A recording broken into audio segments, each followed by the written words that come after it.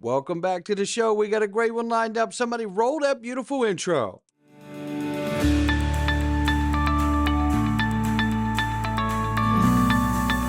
Digital Perspectives with Brad Kimes. Come on in.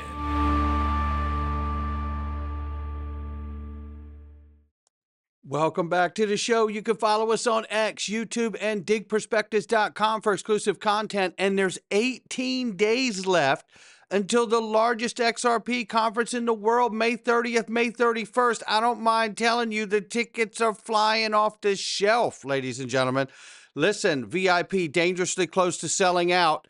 Get your ticket before it's gone. This can happen. And by the way, let's get started right here. 1 second. Here we go. It's Bree Teresi, the perfect opportunity at XRP Las Vegas. She breaks it down. Check it out. Hey everyone, this is a friendly reminder to go ahead and purchase your XRP Vegas tickets because the event is coming up on May 30th and 31st. We're going to have Ripple's Brad Garlinghouse and David Swartz there speaking, as well as the CEO of Uphold, of iTrustCapital, and Caleb and Brown, and so many other people in the digital asset space. It's going to be an awesome way to be able to learn so much during these panels, ask questions and connect with other people from the community. If you are new to this space, this is the perfect opportunity for you. Go ahead and purchase tickets down below. I can't wait to see you in Vegas. No doubt about it. It's going to be a great time. And Caleb and Brown is going to be there. And by the way, if you go to xrpwealth589.com, you can open up your free account. Because DAI and myself are now working with Caleb and Brown, and it's because there's no hidden fees, no spreads. There's no hidden fees. That's unbelievable. No spreads, institutional grade custody for retail folks like you and I. And guess what the best part is? Human customer service. You can speak to a human being about your account, whether it's a technical issue or a prime broker question. You want to set market orders in case the exchanges freeze? You can do it. You're worried about something happening to your account? You can talk to a human being at Caleb and Brown and make sure your assets are safe. I'm getting the best night's sleep that I've had in 8 years in this space. And you can too. Just go open your account underneath xrpwealth589.com. Start right here. Oh, the news this morning on Sunday. And happy Mother's Day to all the amazing mothers out here. China just greenlit the use of foreign currency by banks to fund expanded gold imports. China is ramping up gold buying, swapping U.S. dollar for hard assets. The world is starting to piece it together big. Well, you know what? Guess what else is happening? It's trade talks with the U.S. and China. Scott Bessent led talks with China officials are now going on 7 hours or longer. This is a great sign, and it totally flies in the face of reports earlier that talks fell apart because officials took a break. This is terrible what our mainstream media is trying to do to work against this nation and the administration. However, it hasn't stopped him. President Trump says the U.S. negotiated a total reset with China during trade talks.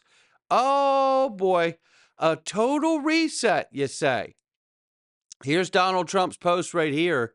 A very good meeting today with China in Switzerland. Many things discussed, much agreed to. A total reset negotiated in a friendly but constructive manner. We want to see, for the good of both China and the U.S., an opening of China to American business. Great progress made. Wow. Wow. Boy, I tell you, people said it could take years. A total reset, you say. And this isn't some World Economic Forum great reset either. No. Well, that reminds me. Now, that's the wholesale back-end total reset for trade with the governments, the two large economies there, duking it out, getting it done, doing the hard things.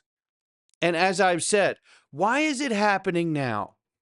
I believe it's happening now because everyone's about to transition to a new digital on-chain economy, blockchain, distributed ledger technology, the XRP ledger, and others. We know it, because we happen to be in this space. But the world doesn't know it. And that's why I believe they misunderstand why these trade talks are happening with the use of tariffs. It's why I believe the rest of the world doesn't understand that on the face of DOGE, the Government Office of or Department of Government Efficiency, scanning all the U.S. government agencies for waste, abuse, and fraud. Yes, on its face, it's time to fix these things. But it's also time to fix these things because everything's going to be digitized, tokenized, and moved onto blockchain, distributed ledger technology, the new digital on-chain economy, inside the government internally and externally for the world. That's what this moment is about.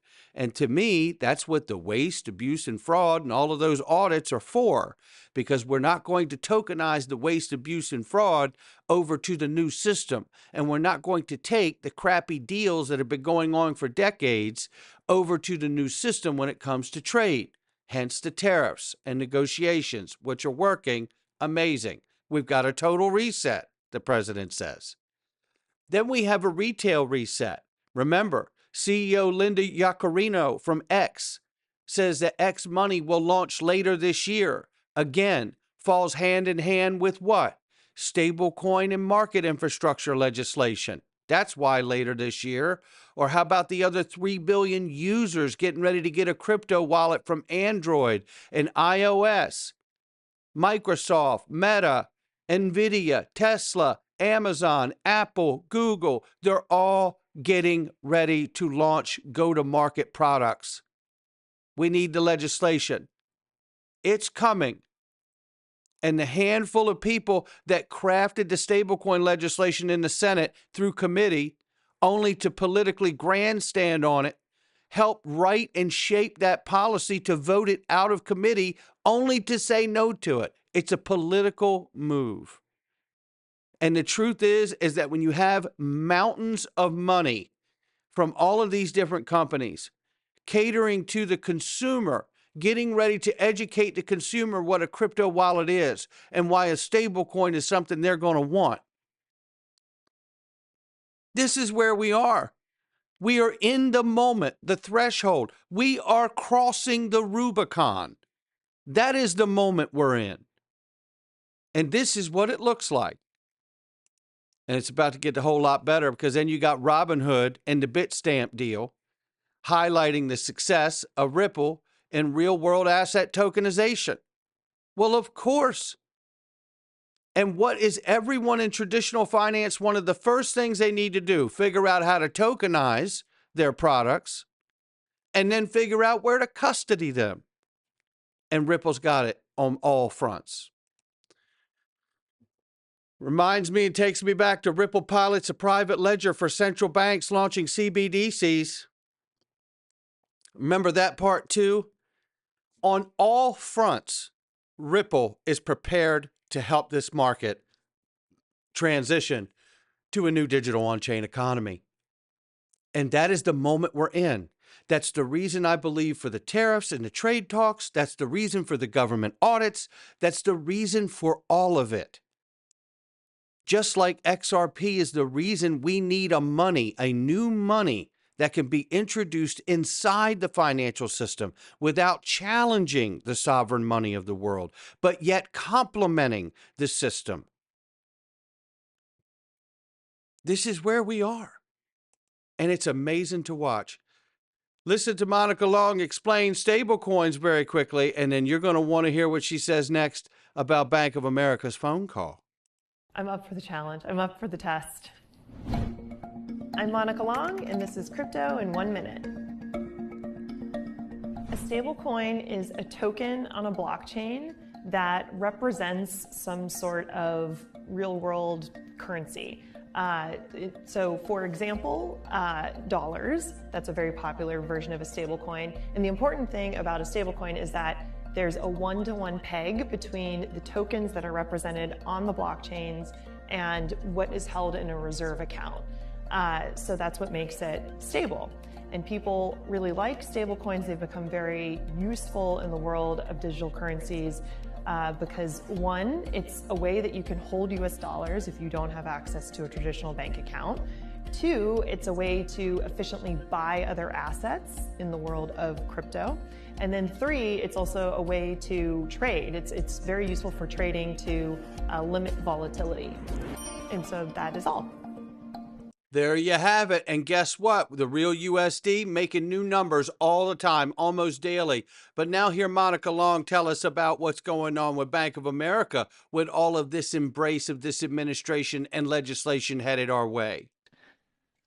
It feels like the floodgates are going to open this year, doesn't it? I mean, so within the past week, a couple weeks, so SAB 121 being called back or rolled back.